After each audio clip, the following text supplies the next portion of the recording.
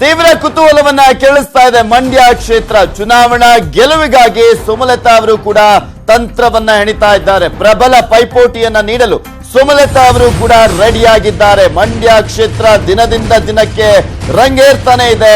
ನಿನ್ನೆಯಿಂದ ಅಧಿಕೃತವಾಗಿ ಚುನಾವಣಾ ಪ್ರಚಾರವನ್ನ ಅಂದ್ರೆ ಸಮಾವೇಶದ ಮುಖಾಂತರ ಜೆಡಿಎಸ್ ಕೂಡ ಶುರು ಮಾಡಿದೆ. ಸೊ ಹೀಗಾಗಿ ಆ ಒಂದು ಕ್ಷೇತ್ರವನ್ನ ಗೆಲ್ಲುವ ನಿಟ್ಟಿನಲ್ಲಿ ಸುಮಲತಾ ಅಂಬರೀಶ್ ಅವರು ಕೂಡ ರಣತಂತ್ರವನ್ನ ಎಣಿತಾ ಇದ್ದಾರೆ. ಪ್ರಬಲ ಪೈಪೋಟಿಯನ್ನ ನೀಡುವುದಕ್ಕೆ ಸುಮಲತಾ ಅಂಬರೀಶ್ ಅವರು ಕೂಡ ರೆಡಿ ಅನ್ನುವ ಮೆಸೇಜ್ ಅನ್ನ ನೀಡ್ತಾ ಇದ್ದಾರೆ. ಯಾವುದೇ ಕಾರಣಕ್ಕೂ ಹಿಂದೆ ಸರಿಯುವ ಪ್ರಶ್ನೆನೇ ಇಲ್ಲ ಅನ್ನುವ ರೀತಿಯಲ್ಲಿ ಮೆಸೇಜ್ ಕೊಡ್ತಾ ಇದ್ದಾರೆ.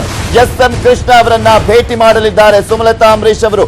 ಸದಾಶಿವನಗರದಲ್ಲಿರುವಂತಹ ನಿವಾಸದಲ್ಲಿ ಭೇಟಿಯಾಗಿ ಚರ್ಚೆಯನ್ನ ಕೂಡ ನಡೆಸುತ್ತಾ ಇದ್ದಾರೆ. ಮಂಡ್ಯದಲ್ಲಿ ಬೆಂಬಲ ನೀಡುವಂತೆ ಮನವಿ ಮಾಡುವಂತ ಸಾಧ್ಯತೆ ಇದೆ.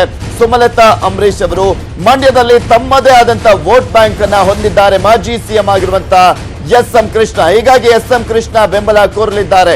ಸುಮಲತಾ ಅಂಬರೀಶ್ ಬಿಜೆಪಿ ಬೆಂಬಲ ಪಡೆಯುವ ಬಗ್ಗೆನೂ ಕೂಡ ಮಹತ್ವದ ಚರ್ಚೆ ಆಗಲಿದೆ ಇದೇ ಒಂದು ಸಂದರ್ಭದಲ್ಲಿ. ಸೊ ಹೀಗಾಗಿ ಸಾಕಷ್ಟು ಕುತೂಹಲವನ್ನ ಕೇಳಿಸಿದೆ. ಯಾವ ರೀತಿಯಾಗಿ ಶಕ್ತಿಯನ್ನ ತುಂಬುವಂತ ಕೆಲಸವನ್ನ ಮಾಡ್ತಾರೆ ಮಾಜಿ ಸಿಎಂ, ಮಾಜಿ ಕೇಂದ್ರ ಸಚಿವರು, ಮಾಜಿ ರಾಜ್ಯಪಾಲರು, ಹಾಗೆ ಈಗ ಬಿಜೆಪಿಯಲ್ಲಿ ಇರುವಂತಹ ಎಸ್.ಎಂ. ಕೃಷ್ಣ ಅವರು ಅನ್ನೋದೇ ಪ್ರಶ್ನೆ ಆಗಿದೆ. ಇನ್ನು ಈ ಕುರಿತಂತೆ ಹೆಚ್ಚಿನ ಡೀಟೇಲ್ಸ್ ಅನ್ನ ನೀಡ್ತಾರೆ ನಮ್ಮ ಪ್ರತಿನಿಧಿ ರಮೇಶ್ ಹಿರೇಜಂಬೂರು ದೂರವಾಣಿ ಸಂಪರ್ಕದಲ್ಲಿದ್ದಾರೆ. ಎಸ್ ರಮೇಶ್, ಇಲ್ಲಿ ಪ್ರಮುಖವಾಗಿ ಮಂಡ್ಯದಲ್ಲಿ ಭಾವನಾತ್ಮಕ ವಿಚಾರಗಳು ಒಂದ್ ಕಡೆ ಆದ್ರೆ ಆ ಒಂದು ಕ್ಷೇತ್ರವನ್ನ ಗೆದ್ದೇ ಗೆಲ್ಬೇಕು ಅಂತ ಸುಮಲತಾ ಅಂಬರೀಶ್ ಅವರಿದ್ದಾರೆ. ಸೊ ಹೀಗಾಗಿ ಎಸ್.ಎಂ. ಕೃಷ್ಣ ಅವರ ಜೊತೆ ಮಾತುಕತೆಯನ್ನ ನಡೆಸ್ತಾ ಇರೋದು ಯಾವ ರೀತಿಯಾಗಿ ಬೆಂಬಲವನ್ನ ಪಡೆದುಕೊಳ್ಳಿದ್ದಾರೆ ಅಂತ?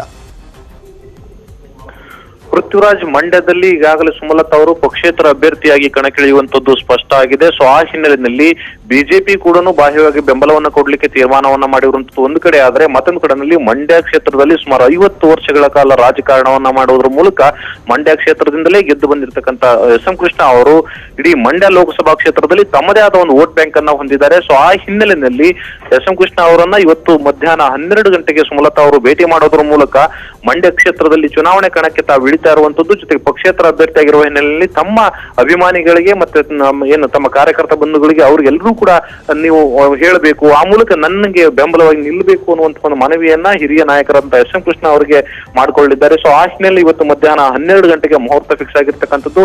12 ಗಂಟೆಗೆ ಸದಾಶಿವನಗರದಲ್ಲಿರುವಂತಹ ಎಸ್.ಎಂ. ಕೃಷ್ಣ ಅವರ ನಿವಾಸಕ್ಕೆ ತೆರಳಿ ಸುಮಲತಾ ಅವರು ನೇರವಾಗಿ ಅವರ ಬೆಂಬಲವನ್ನ ಕೇಳಲಿದ್ದಾರೆ. ಆ ಮೂಲಕ ಮಂಡ್ಯ ಕ್ಷೇತ್ರದಲ್ಲಿ ಈಗಾಗಲೇ ಕಾಂಗ್ರೆಸ್ ಮತ್ತೆ ಜೆಡಿಎಸ್ ವಿರುದ್ಧವಾಗಿ ಪಕ್ಷೇತರ ಅಭ್ಯರ್ಥಿಯಾಗಿ ಅವರು ಕಣಕ್ಕಿಳಿತಾ ಇರುವಂತಹ ಹಿನ್ನೆಲೆಯಲ್ಲಿ ಎಸ್.ಎಂ. ಕೃಷ್ಣ ಅವರ ಬೆಂಬಲ ಕೂಡ ತಮಗೆ ಮುಖ್ಯ ಅನ್ನುವಂತ ಹಿನ್ನೆಲೆಯಲ್ಲಿ ಇವತ್ತು ಭೇಟಿ ಮಾಡ್ತಾ ಇರುವಂತದ್ದು. ಸೊ 12 ಗಂಟೆಗೆ ಎಸ್.ಎಂ. ಕೃಷ್ಣ ಅವರು ಸುಮಲತಾ ಅವರಿಗೆ ಬರ್ಲಿಕ್ಕೆ ಹೇಳಿರ್ತಕ್ಕಂಥದ್ದು. ಸೊ ಆ ಹಿನ್ನೆಲೆಯಲ್ಲಿ ಇಬ್ಬರು ನಾಯಕರು ಕೂಡ ಕೂತು ಹೇಗೆ ರಣತಂತ್ರವನ್ನು ಮಾಡಬೇಕು ಅನ್ನುವಂಥದ್ದು ಸಮಾಲೋಚನೆ ಮಾಡುವಂತ ಸಾಧ್ಯತೆ ಇದೆ. ಬಿಜೆಪಿ ಈಗಾಗಲೇ ಬಹಿರಂಗವಾಗಿ ಸುಮಲತಾ ಅವರಿಗೆ ಬೆಂಬಲ ಕೊಡಲಿಕ್ಕೆ ತೀರ್ಮಾನ ಮಾಡಿರುವಂತಹ ಹಿನ್ನೆಲೆಯಲ್ಲಿ ಕೊನೆ ಗಳಿಗೆಯಲ್ಲಿ ಅದನ್ನ ಘೋಷಣೆಯನ್ನು ಮಾಡುವಂತ ಸಾಧ್ಯತೆಯೂ ಕೂಡ ಇರತಕ್ಕಂಥದ್ದು. ಸೊ ಆ ಕಾರಣಕ್ಕಾಗಿ ಎಸ್.ಎಂ. ಕೃಷ್ಣ ಅವರ ಬೆಂಬಲ ಬಹುತೇಕ ಸುಮಲತಾ ಅವರಿಗೆ ಸಿಗುತ್ತೆ ಅನ್ನುವಂತ ಮಾತುಗಳು ಕೂಡ ರಾಜಕೀಯ ವಲಯದಲ್ಲಿ ಕೇಳಿ ಬರ್ತಾ ಇದೆ.